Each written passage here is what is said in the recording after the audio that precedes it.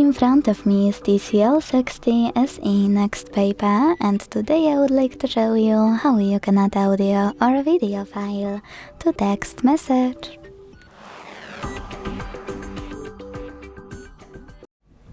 Begin by launching Messages app and selecting or creating a chat.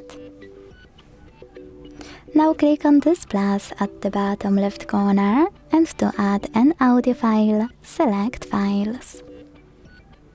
Now tap on Audio at the top, use one of those apps, or click on those three lines at the top left corner to find your file.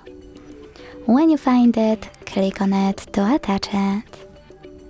To add a video one, select Gallery section instead. Click on your video here. Scroll down, look for it here, and hit Done. Or record your video by switching from photo to video, picking your camera, and tapping on the shutter. Then send it the same way.